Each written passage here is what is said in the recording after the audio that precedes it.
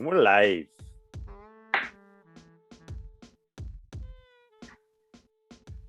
Good afternoon, good morning, good evening, ladies and gentlemen, wherever you are, whatever time it is for you right now. Just know that you are locked in on To The Point with Skip. And the King. You guys know where to find us by now. We'll leave some links in there for you. Great day today. We got my man, Tyler Partridge, right there. Tyler, great to have you on the show. We appreciate it. You know, we've been trying to hunt you down for a while. But, I don't know where you guys been looking. I've been here the whole time. Oh, wow. Okay. So today I got to shout out my man, Robert Sitar. It's his birthday today, and he will forever be synonymous from 2 years ago, sharing his birthday with what happened 2 years ago? Oh, I don't remember. A little. Oh, there we go. There we go. I don't have my paraphernalia on me. Right. June 13th, 2019. Yep. Exactly. You were actually here, Skip, when we watched it. But I gotta say, you know what? The Raptors, to me, during that championship run, it was a great run. Yes, I understand that. You know I'm not a Raptors fan, but I thought it was a great run. There's people that are out there saying Kawhi Leonard was the guy. But to me, there was only one KL that ran that team, and that's Kyle Lowry, right? So now I gotta ask you, Tyler, here's a reason why you're here. Will the Raptors retain Kyle Lowry this offseason? Well, it's such a emotionally charged question, right? As Raptors fans, you think of Lowry, you look at the all-time stats, right? He's up there in all of them.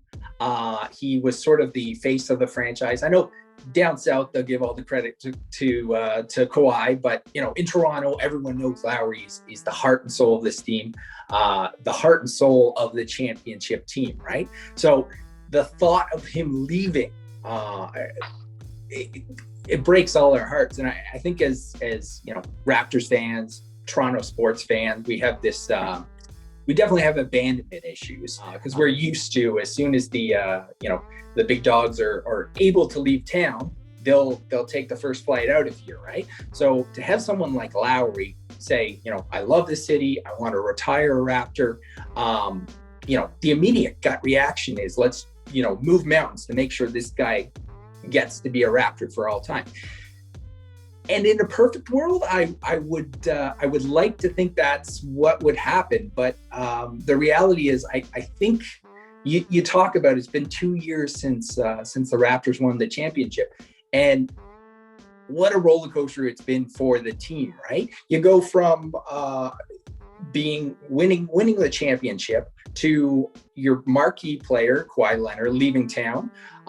Everyone turned around and said, everyone, I think on both sides of the border, or at least a lot of people in Canada as well, said, you know, this team's they're gonna have to blow it up, go back to the basics, right? They came back with, you know, Siakam, Van Vliet, Lowry, and they actually had a better team, a better winning percentage because of all the COVID lockdowns. They didn't have as many wins, but that team was just as good.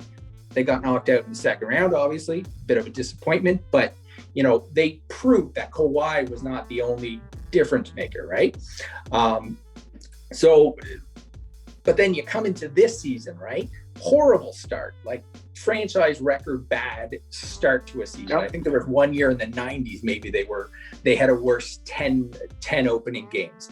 2-8.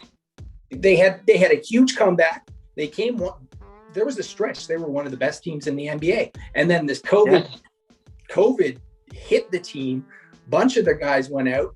They never really recovered, right? So, you know, this is a team that won 27 games last year, right? So if I'm running this team, if I'm management, I'm looking at the players I have and saying, you know, what's the future moving forward? Are we the 2020-21 team, or are we the 2019-2020 team, right? So if you think this is the 27 win team that it was this year, I think you got to let Lowry go. That's what I think. As heartbreaking as that is, as a Raptors fan, as someone who's watched him take this team from pretty much nothing. In terms of respect they got around the league to a franchise that's put up in the conversations. On both sides of the border. I think he's done a lot, but I think you're probably looking at the team. You've locked in OG recently to a relatively big contract. Van Vliet got paid last summer as well. I think you got to start looking at the dollars and the cents. And Lowry recently made a comment about, I would love to retire a Raptor. And I'm paraphrasing here a bit, so forgive me, but he pretty much said money talks and contracts. Years talk. I think it was years talk. Years talk. There you go. Yeah. So to me, that sounds like he's someone who's expecting some of both of those, either a big salary or, several years if he's going to get a bit of a discount. So I'm looking around the payroll of the team, and I'm not sure that's the best use. If this is a guy you're going to bring back for $30 million, and you're going to bring him for more than one season, 35 years old. I'm getting there soon enough. I like to think that's relatively young, but on the court, on the NBA court, that's well over the hill. And pretty I know. Old. Pretty old. So, Tyler. Yeah. Let me ask Skip. Skip, I see what you're wearing. Yeah. I see you with that.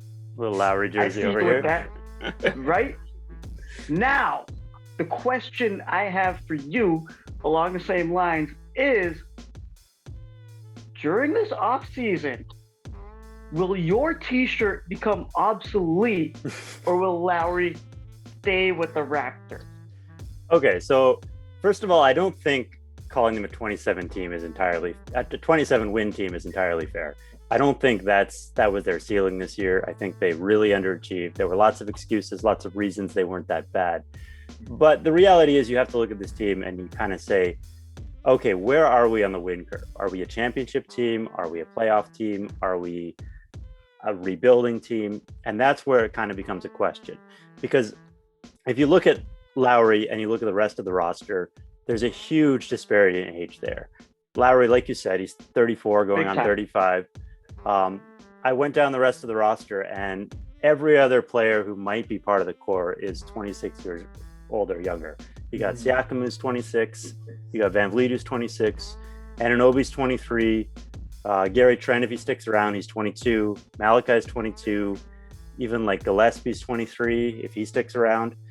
So that's a really young core that you got on a team that, okay, you can sit back and you say, yeah, they weren't as bad as they were last year. They're not a 27-win team. Mm-hmm. But without Kawhi, without Marc Gasol, with all of the championship pieces out the door, Ibaka. Ibaka. They're not that team anymore. They're in a different phase of development. They're in a retool, if not a rebuild. I think that they can still be very competitive. I still think they can be, maybe a fringe playoff team in the East next year. But is that really what you want out of Lowry coming back? Like, do you want to bring him back to a team that's going to fight to lose in the first round? And I don't necessarily think that's going to work out. I agree that for all the emotional reasons you just mentioned, I think it will be really sad if he leaves. I think there will be a lot of sentimental feelings, like maybe we can just work out a contract and keep him around. Mm-hmm. He can retire a Raptor right off into the sunset in 3 or 4 years. And I still think there's a bit of a chance that happens, but I'm not banking on that right now. If I had to bet, I'd say he leaves. Mm-hmm. Tyler, what do you think about what Skip just had to say? Yeah, I tend to agree with him that Lowry just isn't a fit. And, again, I think it's going to come down to the dollar sense of the deal and the contract length. So, looking at the Raptors salary for next year, I think they're projected to already have about $100 million. So if Lowry's asking for $30 million, it's like, could you reuse that $30 million for younger players that, wouldn't be as flashy and wouldn't be as established as Lowry, but could you reinvest that $30 million into adding to your young core that Simon went through and explained that they're, he's the elder statesman, right? But is that needed? Is that needed anymore if your team is rebuilding? And one thing I wanted to touch on that I didn't explain earlier is, we don't know what's going to happen with the draft lottery, right? So if Toronto somehow falls backwards into a first overall pick, I've been looking through some mock drafts, and the top 5 of this draft are looking pretty good, and I think the first overall pick is going to be a guard. So Cunningham. It's going to be Cunningham. Yeah, it's going to be Cunningham. It's going to take Cunningham for sure. Yeah, I think number 2 is a big, which might make more sense. But let's say you fall backwards into the number 1. Somehow you jump up that high, and you can get a premier young guard, right? To kind of, not that he's going to step in and be a Kyle Lowry right away. That's few and far between. But you have these young guys at the backcourt. You have Van Vliet, who seems like a seasoned veteran, but he is still very young. Malachi, you don't know what you have with him yet. He showed some real promise when he was allowed to start. And then if you can get if you can get a guard in the draft, the top tier, then I think that further pushes Lowry out the door. So I think it's actually kind of interesting with the contract situation because if you look at it, the NBA salary cap is so convoluted, it's almost impossible to understand. But basically, we need lawyers for that. Yeah, basically what it comes down to is they have Gary Trent, who's a free agent, and Lowry, who's a restricted free agent, and Lowry, who's a full-on free agent. Now, if they want to bring both of those players back, they can do that because they can just sign them over the salary cap because they're their own players with the Bird exception and all that. But what it gets kind of convoluted is where if you're going to sign another team's restricted free agent and let Lowry walk, then you have to somehow fit it under the cap, and then it might affect how much you can pay Gary Trent Jr. I think there's a way you can make it all work in the moratorium, but it might be easier on paper just to sign those two guys back. But I think what really makes the most sense for the team would be to go out and shop that restricted free agent market during the moratorium, go out and put an offer in on a guy like a John Collins or a Richaun Holmes. I don't know the exact contract status. I think they're both restricted free agency or restricted free agents, or maybe Richaun Holmes might be a full-on free agent. But there's a lot of bigs out there that you could maybe throw 20 million at and force another team to match your offer. And I don't think they'll have that versatility if they're giving that money to Lowry. Again, I don't exactly know how the timing works. It's possible that Lowry sits back and waits because he's got the Bird rights. They can sign him whenever they want. But if he wants to get something done on the first day of free agency, which is normally when everything goes down, they might want to tie that money up in a young big man or even a young guard, like a younger player that fits better with our core. So I kind of don't see it coming together unless it's really just a legacy contract and they just want to play out the string. And the other thing, right, is it's a two-parter question. Does Lowry want to come back, and do the Raptors want him back, right? You look around the league. I saw an article the other day suggesting he should sign with the Knicks, which a year ago would have been unthinkable because the MSG was the swampland of the NBA. But obviously this year they turned it around, and I think they only have $54 million on the books for next year. So they could sign Lowry and another huge free agent, and they'd still be below the cap, and I think would still have they would already still have their young core with Randall and Barrett. So that's one option, but you got to look around the Okay. We'll get to we'll get to the options in a minute. Okay. We'll get to the options in a minute. Can I tell you guys what I think? Yeah, fire away, Brian. Kip, can I see that shirt again, man? You know I ain't no Raptors fan. Everybody out there knows that. I'm telling you, Kyle Lowry's got to stay. Kyle Lowry, the doctor, has to stay. The coach has to stay. That engine that's running your Toronto Raptors out there, he has to stay. It's not just because of him. This is a couple pieces right here. The down south, below the 52nd parallel, they don't really care about the guys up here. So it's not really a big market for him. They know who he is.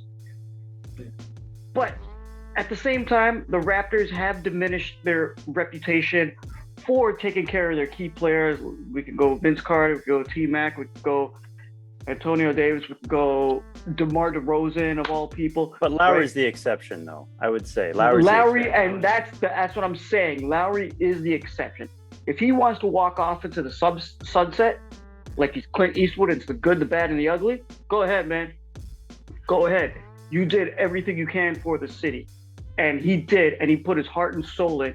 But personally, I think he's going to stay because I think the Raptors organization is actually going to want to keep that reputation because, look, even Kawhi Leonard left, right? Like you said earlier, Tyler, any big-time player in Toronto sports, once they can go, they're gone, right? But now I got to ask you guys, why would they keep him?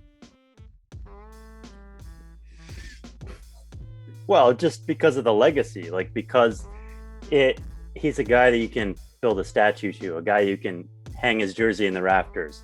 And there is some value in that, in the idea of doing the Dirk thing, doing the Wade thing, where you stay with a team your whole career. The Kobe thing, yeah. Mm-hmm. I mean, yeah, and I know Lowry wouldn't technically be with the Raptors his whole career because he had a couple years in Houston and stuff, and Memphis. Yep. But the principle is the same. He is a career Raptor. He's going to go into the Hall of Fame as a Raptor probably, and yeah. So I think there is some value to the team in just keeping him around for that reason. Yeah, Tyler, what do you think about that? Absolutely, and Toronto, Toronto sports again. We're so used to people leaving us, right? Baseball, you look at Roy Halladay. He had to leave town to go get a championship. In basketball, we've seen them all: Vince Carter, Chris Bosh, Kawhi now. Even though I think only one of them won a championship yet. Yeah. In hockey, Matt Sundin, left town at the end of his career, and he was pretty much a lifetime Maple Leaf, and it was, kind of put a sour taste in your mouth as a Maple Leaf fan, because you're like, okay, he was this team legend, and then he dipped town the last year, right? So I don't think Raptors fans would feel that way about Lowry if he chose to leave. And especially if he's sort of forced out, if the team undersells him, right? But it would be very satisfying to see him, retire as a Raptor, have that jersey lifted to the Raptors. Said he wants Raptors. To. Yeah, exactly. He said he wants to. So can I ask you guys? Mm-hmm. Can I ask you guys a question? If Kyle Lowry were to leave, what would be the possible destinations for him? Is he going to take his talents to South Beach? I jumped the queue on that and said the Knicks. So I don't know if he would want to go to the Knicks, but I think part of it is, we haven't talked about Masai leaving town yet. He's at the end of his contract too, probably. Lowry and him are Toronto's two biggest free agents. And Masai's been connected to everyone, but he's been connected to the Knicks a lot. So could you imagine him just, leaving with Lowry? Okay, that hurt my soul when you said that. Oh, that's a reality. I feel you, Skip. Feel you on that one, man. Skip, what do you think is a possible destination? Do you think he might want to go home? Well, I didn't look into all his destinations just now. I think the Knicks are actually a really good one that I hadn't really thought a ton about.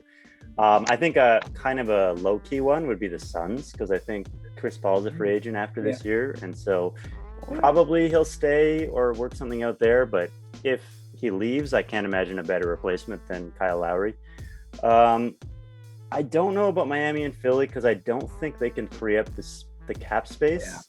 Those are the two teams that were most connected to him, and LA can't free up the cap space at all. I think there might be a way for Miami to clear the space if they renounce some free agents. I don't think Philly can clear the space, so those two teams I actually think are out on Lowry. But he can definitely follow the Chris Paul career path, where he just kind of bounces around these teams that are coming up or are almost there. Maybe he can sign. Well, it was a little different with Paul because he had this massive contract that kept getting bounced around. But I think there are lots of teams that feel like they're about ready to take that next step. And if they can afford to fit him into their cap space, I haven't done all the cap math, but I think there's probably 3 or 4 teams in the West or something to fit him in.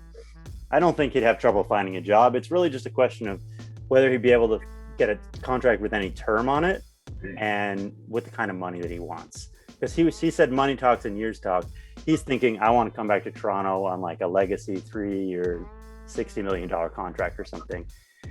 And I don't think he's getting that somewhere else, because I think other teams are going to look at him and see a 35-year-old point guard, maybe we'll give you a year and an option or something. So, you know what I think? I just told you. I think Kyle Lowry's going to stay, man. I read some of his quotes. Skip, you sent me some of them too. The biggest one is, we miss home. Yeah. Right? He's saying being able to be around the people who are so nice and friendly and happy to cheer for you. Right? This is stuff that he's saying. They've been out of the city for so long.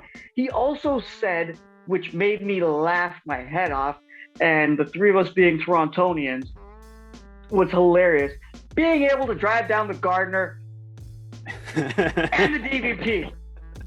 Who wants to drive down the Gardner and the DVP? No. He said a lot of that, but he enjoys it. Us being from here, we don't like it, but he loves it. So I think he does want to, despite the fact that he just sold his house. Oh, that's another one. Yeah. Yeah, that's another a telling big one. sign. But you know what, Skip? Maybe I could swing him around again. Oh, yeah. So Tyler, Skip and I were working at one place, and Skip went up for on his break, and Kyle Lowry's contract just finished, and that same day he showed up to the restaurant and he ordered his barbecue bacon burger. I know this, with extra barbecue sauce, right? And a friend of mine, a co-worker, tapped me and said, "Yo, that's Kyle Lowry." Word? Okay.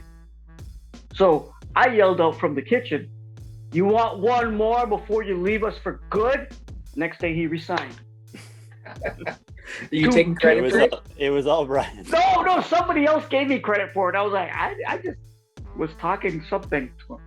I just had to point out. It wasn't that $35 million. It was Brian yelling at him. It's a really good quote. Hey, yeah, I cook for him all the time, him and DeRozan. Yeah. But guys, this is a great conversation. We can actually get into this a lot. Honestly, I hope he stays, because he is the greatest Raptor of all time. Yep. Right? I hope you guys agree with me on that one. Tyler, is there anywhere people can find you online? Yeah, you can follow me at my Twitter handle. It's Tyler Partridge #1. well, I guess at Tyler Partridge #1. There you go. It's #1 because Tyler Partridge was already taken, not because I think I'm the #1 Tyler Partridge. But you can check me out there. Okay. More importantly, what we got to say, guys, is what you guys got to tell us. You guys got to let us know. You guys are the engine that's keeping the Raptors going. Same thing with Kyle Lowry. Because, I always say he is the engine. So let us know what you think. Click subscribe. Click like. You guys know where to find us. To the Point Instagram, To the Point Facebook, To the Point Raps on Twitter, youtube.com/To the Point Podcast. You guys can find Simon right there. My man Skip at Dougie J's. It's baseball season. Get at him. He's been on the Reese Report. Shout out to my man Andrew Reese on that one. Let us know what you think, guys. And more importantly, good afternoon, good morning, good evening, good night, and peace.